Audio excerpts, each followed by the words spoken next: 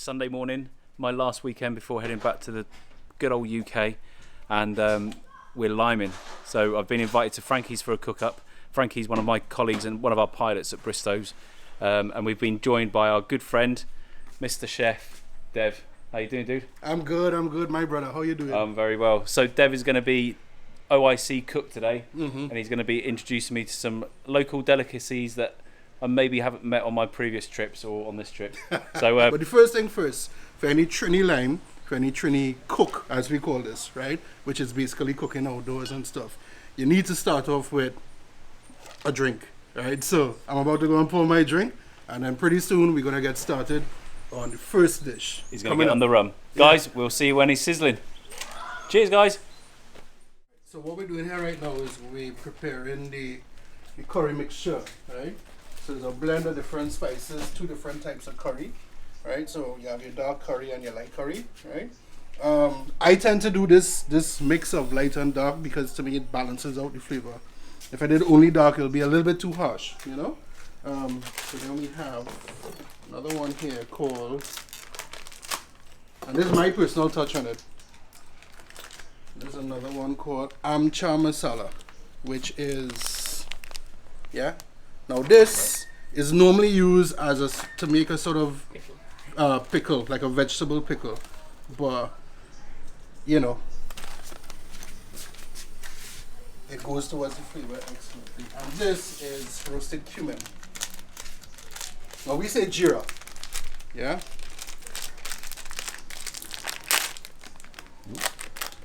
That's right. Just a teaspoon of that.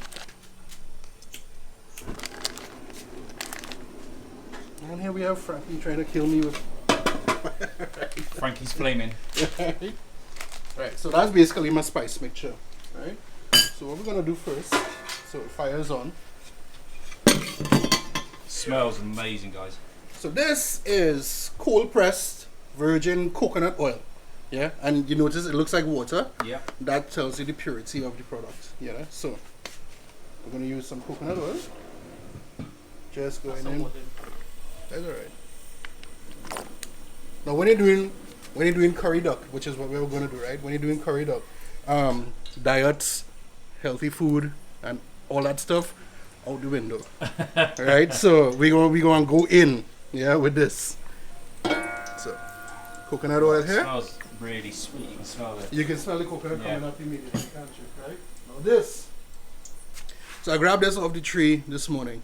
So this is actually curry leaves, but we call it by the original name, which is karapule, is how we pronounce it, right? But these are a base ingredient in the curry powder that you find available for sale. So it's simple. And this, literally, I just ripped it off the tree this morning. So we're gonna...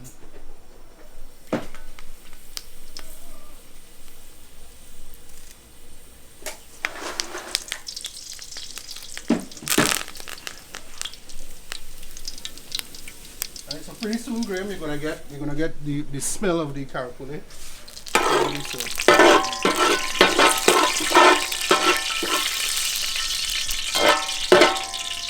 So I'm basically just gonna wait until these leaves change color. Right, we're gonna take a few minutes. You might have to cut and come back, but these I'm basically gonna wait until these turn color and get brown. You see this starting to get brown already, yeah? Guys, I wish we had smell-o-vision because even just those leaves and the coconut oil smell incredible. Yeah. Alright, so while that's cooking, what I'm gonna do is gonna add just plain water to the spice mixture. Right. So you're gonna I mean, obviously, water, oil, how can it mix? It will mix, don't worry. Just gonna add a little bit of water. The reason why I add water is I want the spices to cook. So it's gonna boil first, and it'll cook down the spices, and then it's going to, all the water is gonna evaporate. Yeah.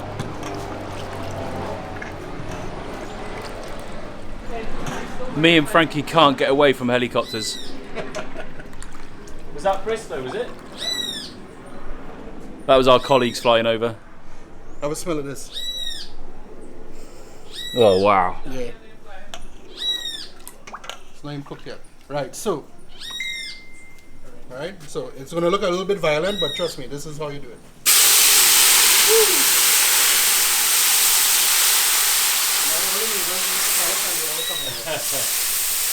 Yeah, so you do it in stages so you don't get burned by the steam. Right? So this is going to, we're gonna let this heat up, let it start to reduce down, it's gonna start bubbling. Why do I want the bubbling? I want the bubbling so that it ensures that the spices are cooked. If the spices are not cooked, that's stomachache. And with the usual result of a stomachache, which we don't want today, right? So, at home we'd call it deli belly. Yeah. Right, so, yeah, we see you when it starts to boil up. Yep. See you in a minute, guys. So, this is part of the process that we were waiting on, right? So, as you can tell, I mean, there's a lot of heat, a lot of power down here. And this is what we want. We want that mixture to be boiling like that. So, when it's boiling, we know that the spices are cooking. Right? When all this water reduces, then I want to see the oil actually float to the surface, and the consistency will be something like wet sand. That's the effect I'm going to go after. And as you notice, look, if I do like that, you can see it's starting to stick at the bottom of the pot and sticking around the sides. I want it to stick. That's actually what I need to happen. I need this to stick. Okay? So when it sticks, we're going to lift it, all that goodness from the sides like that. And it's quite noisy. It is. Quite industrial. It's quite industrial, quite noisy. I mean, this ain't baking, you know, so that's what we're doing.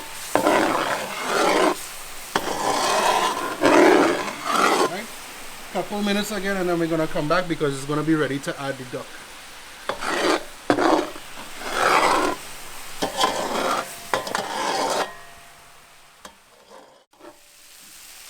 Right.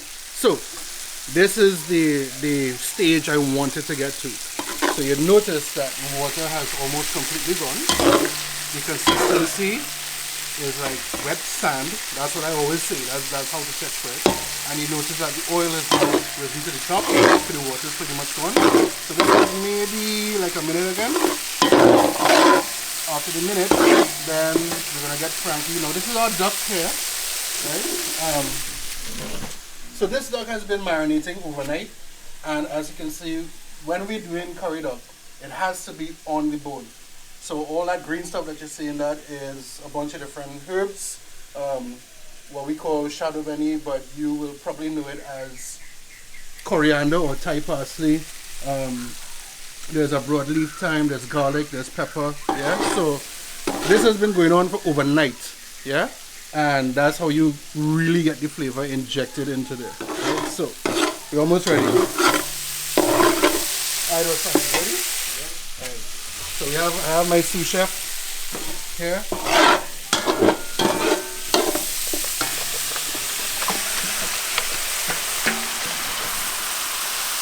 Okay. Right, now what you're about to see is my own particular patented method, and not everybody does it. I do it. You could do it if you want to, but you know, this is how I do it. Alright, I know what. So what we want to do, go underneath, pull, go underneath, pull. So what I'm trying to do is I'm trying to get that curry mixture thoroughly incorporated all the way through. Go under, pull, push it back. And normally it's not two, you just use one of these. Right? But I find that I get to mix it a bit easier, a bit better with two.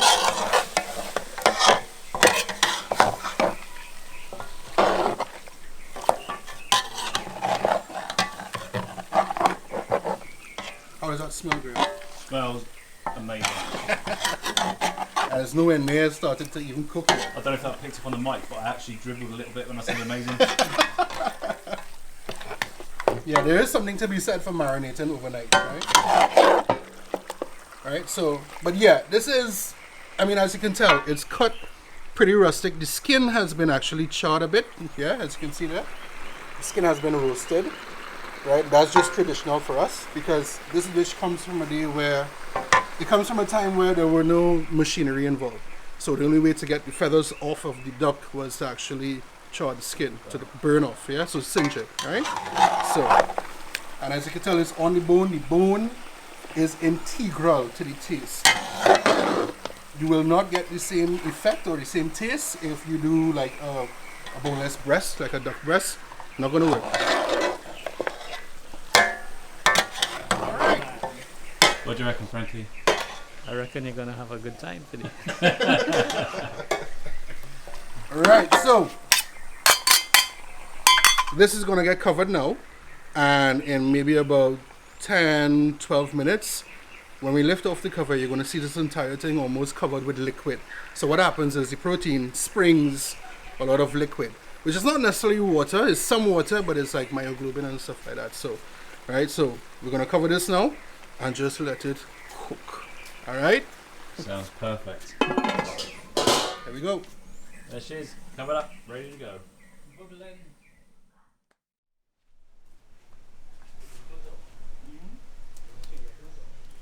I bring well, just to get away from the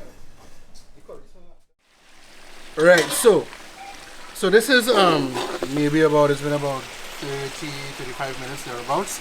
So you can see the color has changed, curry is now infused in it, right? This is actually about halfway through, right? So what happened in the interim was that it sprung all the water and then it's dried right back down. So all that flavor is now concentrated there on the bottom.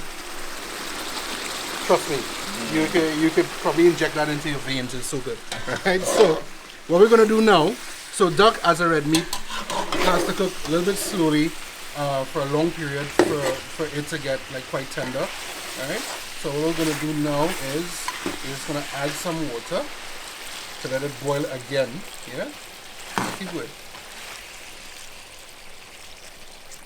It's quite down now.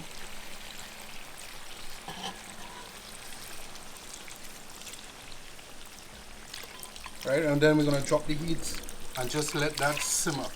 And with that simmering action, everything is just going to just, you know, marinate together, marry together, come together. So duck is not a quick meal. I mean, it's not a quick dish to cook. It does take some time, but trust me, it's worth the wait. Right? So what we're going to do now is we're going to just cover it, drop the heat a little bit, let it come up to a boil, and then it's just going to simmer down. All this liquid will then reduce, and then you're just going to get perfection. Look at that, guys.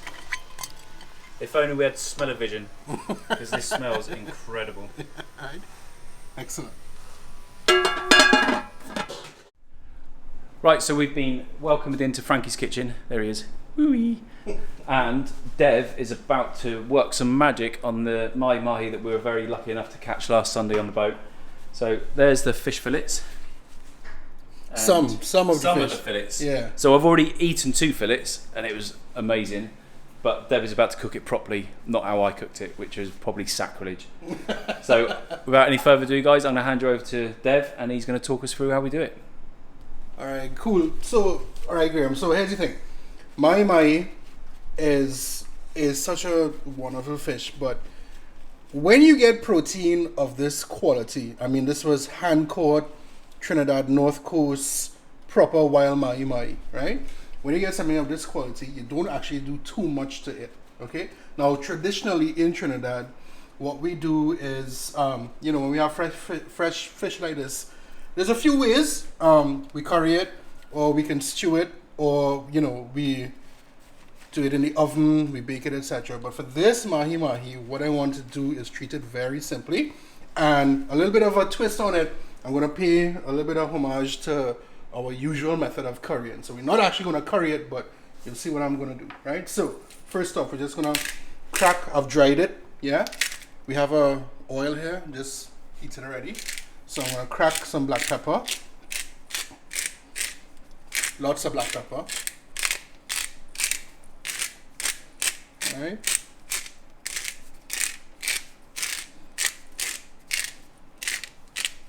Okay, flip it. You want to do it on both sides. Alright, make sure. I always want to dry it off. Now the reason I want to dry it off is when it hits the oil, I want it to sear. If there's liquid on the top, it's going to steam, which is not what I want, because I want to make like a little crust. Alright? So, black pepper. Nice. That's spiced up nice. Right, so black pepper is on. I just have some plain table salt, and we are going to just go up. So at home, if we add salt to whitefish particularly, it's to help draw the fat out. Is that the same sort of principle? No, this is just taste. Right, okay. Right. Gonna flip.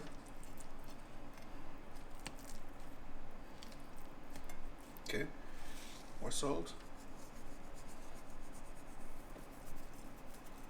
Right, not too much. Mahi Mahi is a really nice, delicate type of fish. Flip it. Okay, and what I'm gonna do now, here's a little bit of a twist. So we just have some, this is your average, everyday, basic curry powder. There's nothing extra special about this.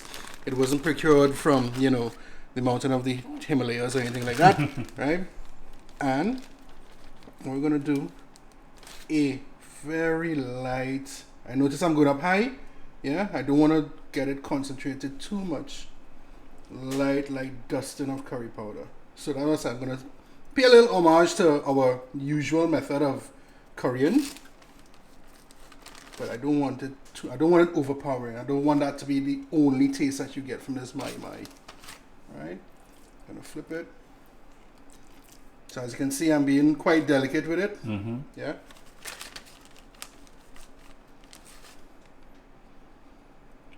Alright. So when it comes to fresh fish like this, less is more. Less is more at all points, right? Give it a little pat.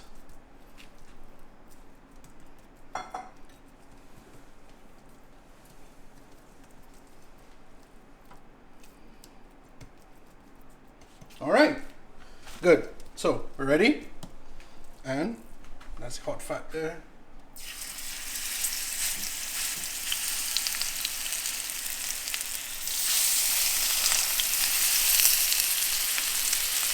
Some fat sizzle. Right, as you can tell, I don't have it on the highest. I have it somewhere between medium and high. Yeah. Don't want it too high because I want to get that crusted. As you can see, the curry powder is already started to color that oil. Yeah. What I'm gonna do now is this. So I'm not. It looks like I'm pressing it down, but I'm not pressing. I'm just letting the actual weight of this just make contact, because I want to make sure that we get an even crust. So I'm not actually putting any force. Yeah, well, no real force, let me say. So I'm not pressing it. I'm just making sure that each part, yeah, goes towards that. That's it.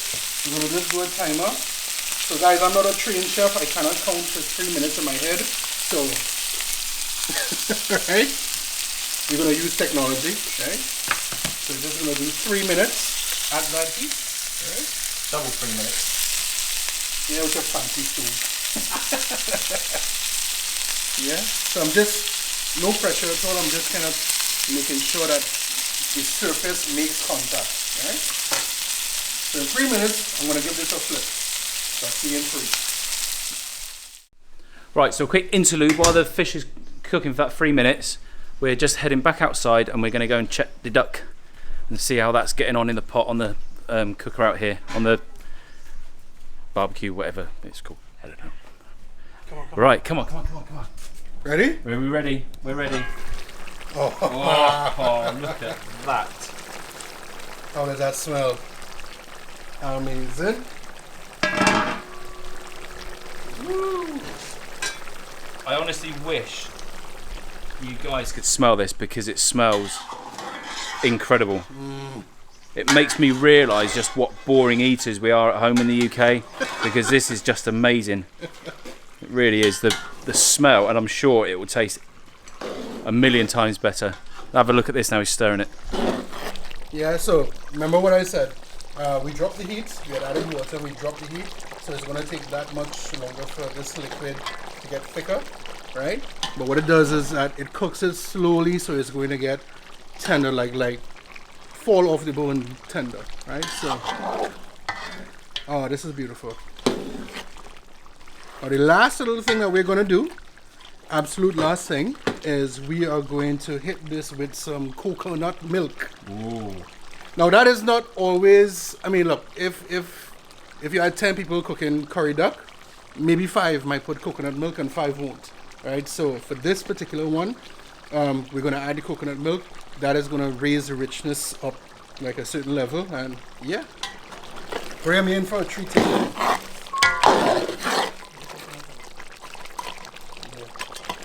Dev and Franky. You impressed? Are you looking forward to it? Yeah. What do you mean? Yeah. No, the thing is, I've had this duck before, so I know the quality that's being produced. Yeah, I know the quality that's being produced here. So yeah. Good stuff. All right. Right. See you in a bit. Back to the fish. Yep. We're back at the fish now. Right. So is that the 3 minutes up? Yeah, the 3 minutes were up there. Right, let me just swap sides. Side to swap. Right. Wow, look So- at that, man. Gonna give it a flip.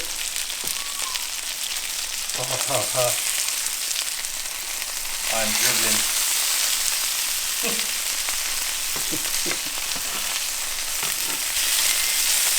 Whoa, man. So we can tell that this pan has a hot spot, which is this side. Yeah. This is probably the cool spot. That's alright. That's cool. It'll taste just as good. But look at that.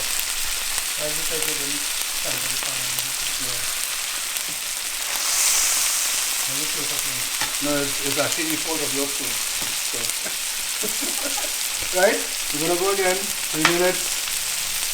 Again, guys, don't ever be afraid to use stuff like this to help you. I'm not a trained chef by any means. I've just been cooking and eating for a long time. That's all I am. Right? So. Right, so we'll let that go for 3 minutes and we'll come back to you when it's done, guys. Yeah. Alright, so how do you make this fish even better? You add butter. Right? So we're just going to, so you see, we're going to treat this almost like it's a good steak, right? Just put a little bit of butter here in the pan. Let that froth up nicely. Let's move this aside a little bit.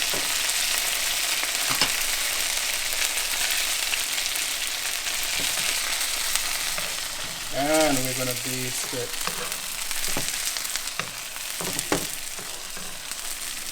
So Graham, this is the thing, right? When you visit a Trinidadian home and like we're celebrating that you're here and we're celebrating that you made a trip and we're celebrating the fact that it took us months of talking to each other for you to arrive here in Trinidad.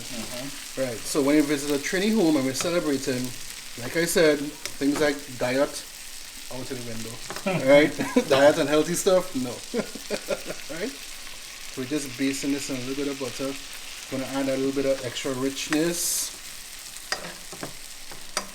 Keep the fish moist as well. Colour of that, it's amazing.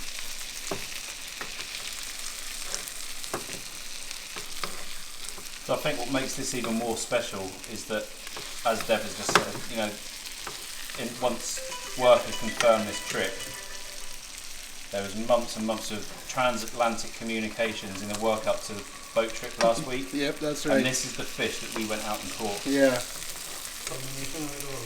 This is the pinnacle of all the arranging, the organising.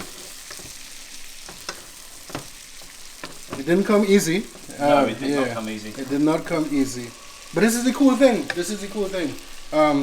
You know, there's a saying there's only ever 6 degrees of separation.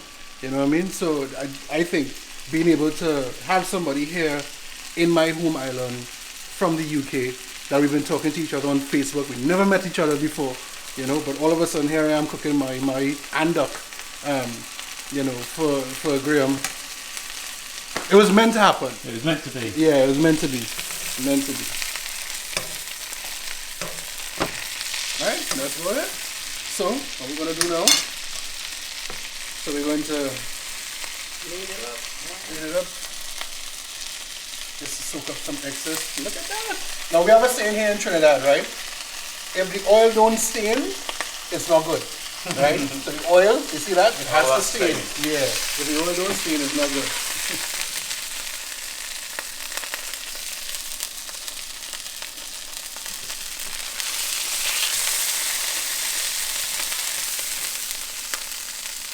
Alright. So we're going to take this out back. We're going to let Graham do a little bit of a taste test. And we're going to see if that little piece of madness that I just did there with Mahi Mahi actually works. Well, if I'm honest, I can't wait because it just looks amazing, doesn't it, Frankie? It just looks incredible. The smell is so rich and so you can almost smell the flavour in the fish. So let's get outside there and let's nail it. I can't wait. Mahi Mahi's ready. I feel like I'm being treated like a king, Frankie and Dev. It's amazing. So I'll just lift it up so you can see it in the camera. So there we go. So Dev's presented it with some lemon. I'm going to try it before I squeeze the lemon on, then I'll give it a little squeeze of lemon. But here we go. The moment of truth.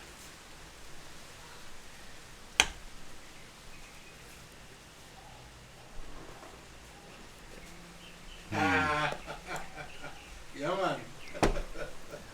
Thank you. That's amazing. What do you think about the hints of curry powder? Oh, it's just incredible. Yeah. There you go, guys. Look at that flesh. Look at the meat on there. That is the stuff that dreams are made of, and that's why us anglers do the stupid things we do and get up at silly o'clock in the morning and head out on the boat and feel sick, and because that's the reward.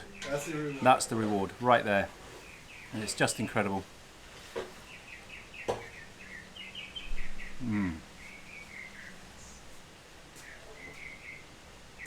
Mahi heaven.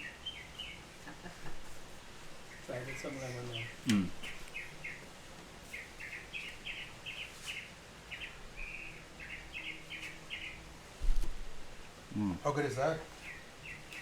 Right, guys, I'm just going to sit here making silly whining noises while I enjoy this fish. So I'm going to go and I'm going to get this down my gullet because it's just amazing. Just incredible. Alright, so I've still got the remnants of that amazing mahi in my mouth. I'm still getting the crunchy bits out of my teeth, and it's just, it's almost caramelised, isn't it? Yep. It's just incredible. Anyway, I'm going to stop gassing because Dev's just about to add the final ingredient to the duck. Yep. And so that's like the last touch. So if you notice, it's pretty much dry right now, right? Not much sauce, etc. So what we're gonna do, the absolute final touch, we're just gonna add some coconut milk. This is like the Caribbean touch. There we go. Right? Some nice coconut milk. And the heat's all the way down. Just gonna turn it around again. So that's just gonna add a ridiculous amount of like coconut richness to the gravy. Yeah. And we're gonna have a good time when this is done. So not much again. Maybe 10 minutes and this will be done. Yeah, maybe 10 minutes. See you in 10 minutes. see you in 10. Right, so we've just had the duck and it's divine. Absolutely divine. So you eat it with roti, which is like a flatbread. And Frankie's just cooking, not eating. I'll let Frankie explain because I don't know what it is. Here we go. Right, so what you're looking at here in the pot is the meat from an animal known as a lap. We call it a lap locally. In other parts of the Caribbean and Guyana, they call it a laba. It's a sort of a large, I want to say it's a rodent, but it's an aquatic mammal. It looks like a big like a large guinea pig. Yeah. Sophie will have your guts for guys. Yeah. Yeah. But the meat is Don't listen, Soph, it's not guinea pig. but the meat is actually very very soft and tender. It has a high fat content. and the skin is very soft, so we usually cook it with the skin on. So the style of cooking that I'm doing here for this dish is what we call in Trinidad a curry stew. So we season the meat with all the curry powders and all the green herbs and spices, the local herbs and spices, and we do a small base using caramelized onions and brown sugar, and then we added the meat into that and just allow it to sear. And this way of cooking is very typical for wild meat in Trinidad. We usually curry stew our wild meat, so we give it, you know, the best of both flavors of the island, the curry side and the stew. So come back in a few minutes and I'll show you when it's nearly done. Nice one, thanks Franky. There you go guys, just have one more look at this. And there's the roti. Yeah. Delicious. So we call this, well, Paratha. alright, so this is paratha, right? The local term, the local parlance, we call it bus up shut, which is a sort of, is like patwa for torn shirt. So bus up, torn, and shirt. Because like when you make it, it's this thing with like a lot of rips in it, so it looks like a torn shirt. Alright, so bus up shut, paratha.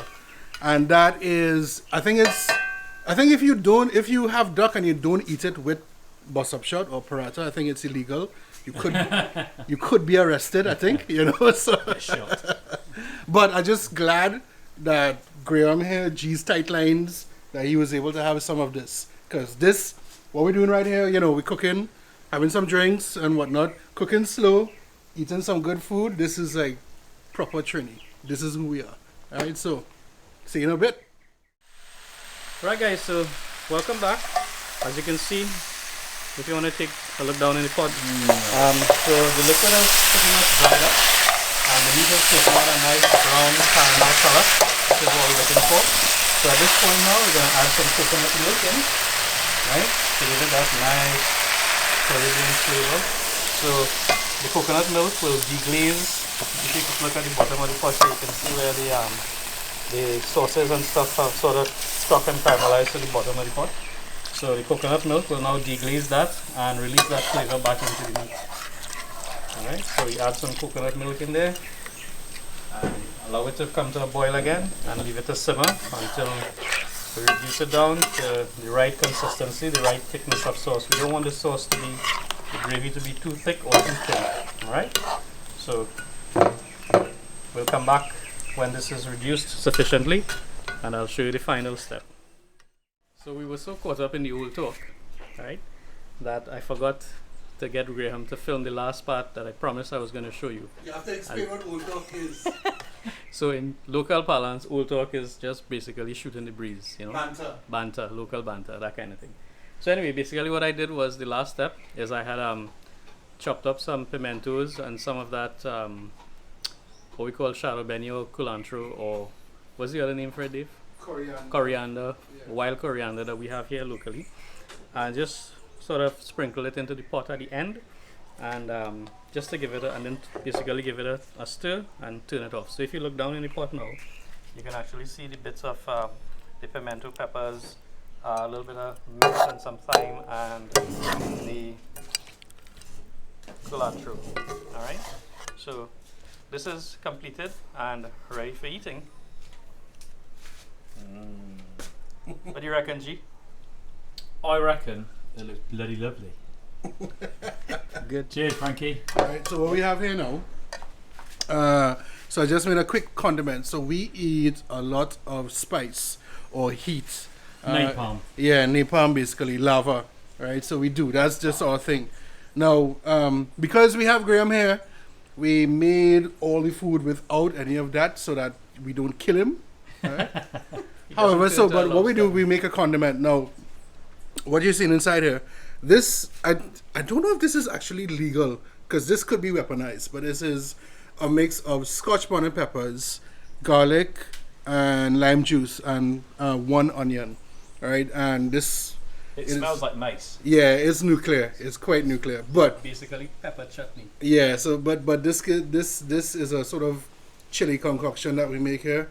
It is quite potent, quite potent, but it's for us it's lovely when you put it on food. So there's pepper sauce, fresh made. Guys, just for the record, I will not categorically state I will not be trying that pepper sauce. I like my tongue in my head. Yeah. I like my teeth in my gums. I won't be trying it. Yeah. And there's other parts of my anatomy that I want intact before I travel back to the UK. It is I won't truly be trying deadly. It is truly, truly deadly. It is. Cheers, guys. Thanks for joining us.